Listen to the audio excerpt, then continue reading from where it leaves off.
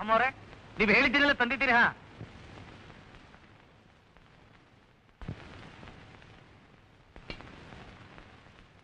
ಅಮ್ಮವ್ರೆ, ಏನ್ ವಿಚಾರ?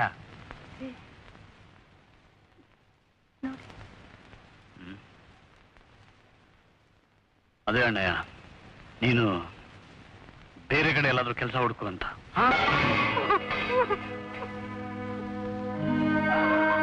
ಅಂದ್ರೆ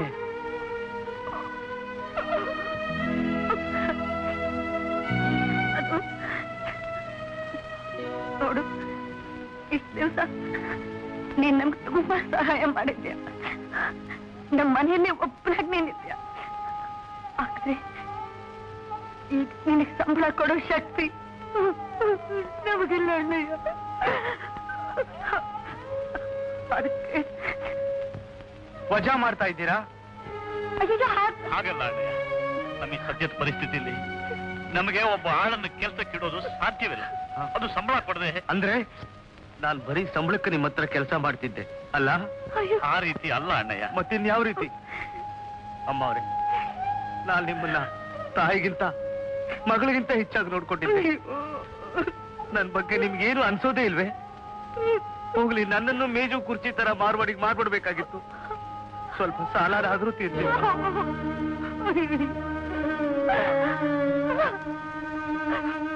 ಅಮ್ಮ, ನಾನು ಮೇಜು ಕುರ್ಚಿ ಅಲ್ಲಮ್ಮ, ನಾನೊಬ್ಬ ಮನುಷ್ಯ. ನಾನು ಈ ಮನೆಗೆ ನೆನ್ನೆ ಮೊನ್ನೆ ಬಂದವನಲ್ಲ. ನಿಮ್ಮನ್ನ ಕೈ ತುತ್ತಿಟ್ಟು ಬೆಳೆಸ್ತಮ್ಮ. ನೀವು ಚೆನ್ನಾಗಿರುವಾಗ ನಿಮ್ಮ ಮನೆಗೆ ಒಪ್ತಿದ್ದು, ಕಷ್ಟದಲ್ಲಿರುವಾಗ ಹೋಗು ಅಂತೀರಾ? ಇಲ್ಲ, ನಾನು ಈ ಮನೆ ಬಿಟ್ಟು ಹೋಗೋನಲ್ಲ. ನನ್ನೆಲ್ಲ ವಜಾ ಮಾಡೋ ಅಧಿಕಾರ ಯಾರಿಗೂ ಇಲ್ಲ. ನೀವಿಬ್ರು ನಮ್ಮ ಹಳ್ಳಿಗೆ ಬನ್ನಿ.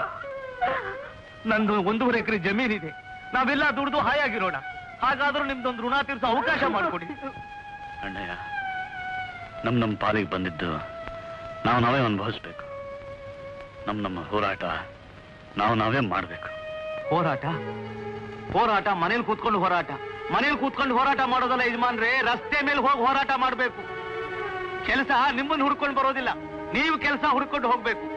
ಜೀವನಾನ ಅಲ್ಲಿ ಕಾಣಬೇಕು. ಕ್ಷಮಿಸಿ ಯಜಮಾನ್ರೆ, ಏನೋ ಈ ಮುದುಕ ಹದ್ಮೀರಿ ಮಾತಾಡ್ಬಿಟ್ಟ. ಎದೆಲಿತ್ತು ತಂತಾನೆ ಬಂದ್ಬಿಡ್ತು. ಕ್ಷಮಿಸಿ.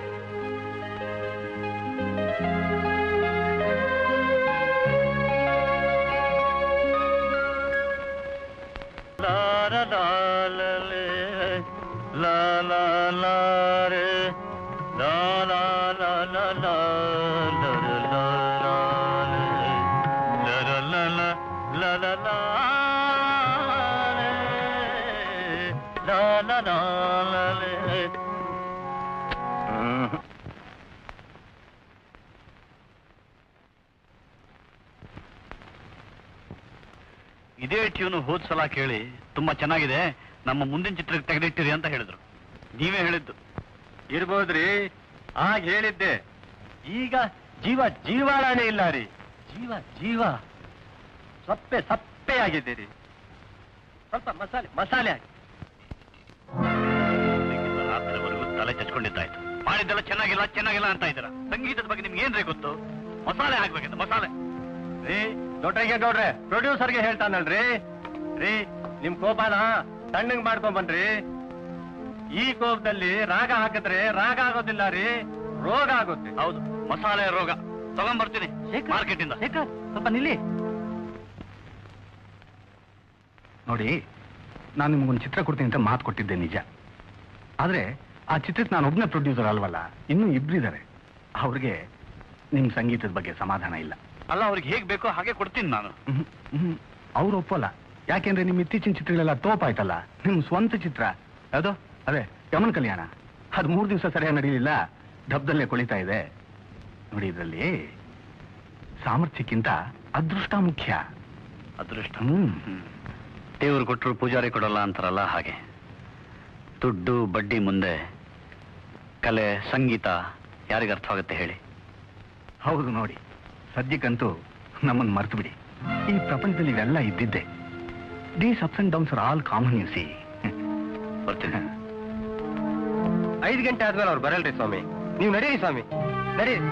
ಅಲ್ಲ ಸರ್, ಒಂದು ಚೀಟಿ ಆದ್ರೂ ನಾನು ಯಾಕ್ರಿ ತಲೆ ಬಿಟ್ಟು ತಿಂತೀರಾ? ಒಂದು ಚೀಟಿ. ಅವ್ರು ಬರಲ್ಲ ಅಂತ ಹೇಳಿಲ್ರಿ ಒಂದ್ಸರಿ? ನಡೀರಿ ಸ್ವಾಮಿ.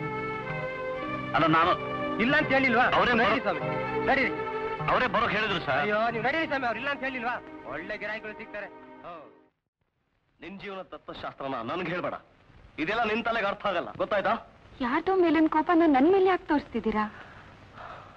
ಐ ಸಾರಿ ಮಾನ್ಸಿ, ಆದ್ರೆ ನಾನು ಚೆನ್ನಾಗಿರೋವಾಗ ಒಬ್ರಿಗೂ ಹತ್ರ ಬರಕ್ ತಾಕತ್ತಿರ್ಲಿಲ್ಲ.